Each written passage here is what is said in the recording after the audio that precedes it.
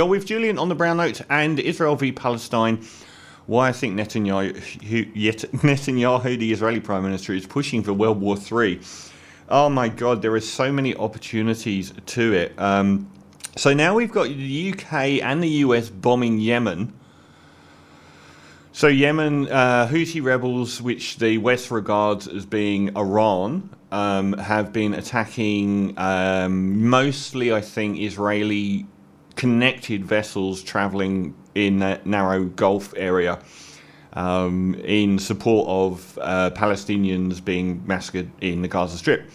Netanyahu hasn't got many friends at all at the moment, but the reason why this could spill over is it's actually almost mathematically set up to happen.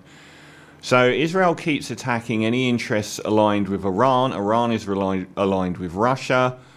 The UK and the US are already militarily involved in attacking Yemen. And the US and UK are already involved in attacking Russia, who are, of course, invading Ukraine.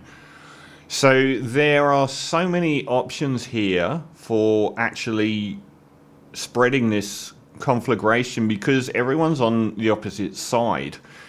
Russia and Israel have actually got a very complex relationship where they're not enemies, but Israel believes that their enemies are Syria and Iran and that Russia backs them and vice versa. So Israel is pushing continually to attack those elements such as Syria and Iran. This is based on Iran warns airstrike on Syria will not go unpunished. Iran's president said an airstrike on the Syrian capital, this is like within the last 24 hours, that killed 5 senior members of Iran's security forces will not go unanswered. Ebrahim Raisi said Israel was to blame for the attack, which also killed a number of Syrian forces. And it's not the only time it's happened. Now, the big deal here is that Netanyahu has come out and said what we all knew, which is he rejects a two-state solution. There are two main elements to America maintaining the facade of making Israel do the right thing when it comes to Palestinians. Number one is unwavering support for the two-state solution.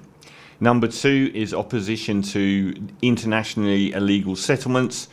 And the US has actually, I worry about the impending election involving Donald Trump because the US is doing, the US needs to play the PR game a lot better here because behind the scenes it's continually agitating Netanyahu's government to do the right thing, but it doesn't look like that publicly. And that's not how it's coming across. So at least America has said, we're going to ban travel to the US for people that have visas from illegal settlements inside the West Bank or Gaza Strip, because inside the West Bank the Israeli settlers in these illegal settlements are running amok into Palestinian communities, committing all sorts of crimes in response to Netanyahu's war in the Gaza Strip. America has stood firm on this, and I believe Albanese's Australian government is also doing the same, where they're going to ban travel from the settlers to Australia. Now, that's a good thing.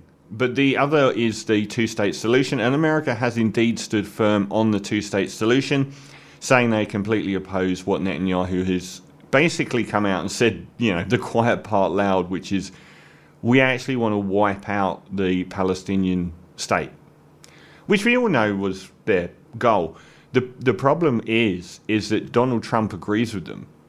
So Netanyahu may be looking at later in the year where his idea of completely not acknowledging any form of two-state solution and simply absolving the entire Gaza Strip and West Bank into Israel is actually supported by the current administration. It's not now.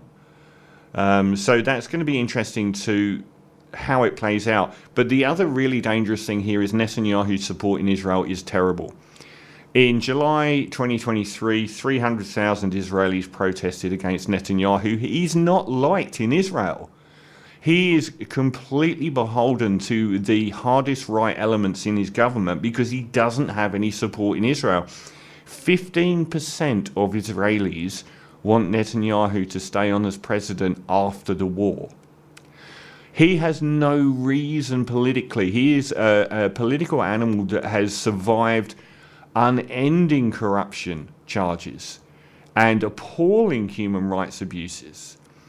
But he's done so by continually leveraging the harder and harder right of Israel. And the protests last year in June with his government trying to derail the Supreme Court, which is one of the most important elements of any democracy, which says that there's a court in the land that's above you.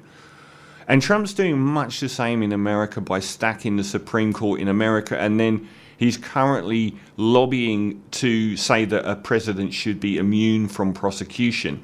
And that's immune from prosecution if he decides to bomb Hillary Clinton's house. It's across the board immunity from prosecution for any crimes that is committed by a president. Horrific stuff. But Netanyahu was ahead of the curve here by saying that the government of the day should have control of the Supreme Court in Israel, which caused enormous protests in the street. So the interesting fact here is how will America respond, given they are the number one funder of Israel when it comes to military hardware, given that is now being used in, or always was, but now is very openly being used in genocide by someone that opposes the two-state solution that they themselves are unequivocally for. Are they as American tax dollars funding genocide? The lack of support Netanyahu has in his own country is pushing him to the most extreme he can. Personally, I believe he is hard right, but I also think he's a much more political animal that is simply utilising the people that will naturally support him. And it is showing up in almost Western hypocrisy. You look at Rishi in the UK or Albanese in Australia or Biden in America, their governments continually trot out this line: Israel has a right to defend itself. Does Syria? Does Lebanon? Does Iran? Apparently those people don't have a right to defend themselves, because if they did, they'd probably be at war with America. So saying that Israel has a right to defend itself as a get-out-of-jail-free card in this conflict, you're not applying it to the other nations that Israel's attacking.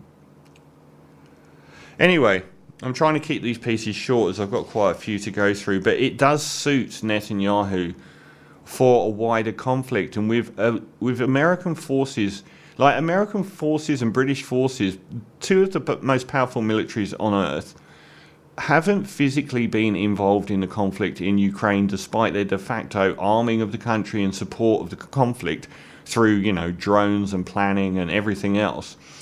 Soldiers on the ground hasn't happened there. But with soldiers on the ground in a de facto manner of airstrikes on Yemen, which is attacking what they believe is Iran, a de facto Iran-sponsored regime, they have kind of got troops on the ground already on an opposite side of a conflict where Russia is on the opposite side in both Ukraine and in the Israeli conflict. So it's utterly terrifying.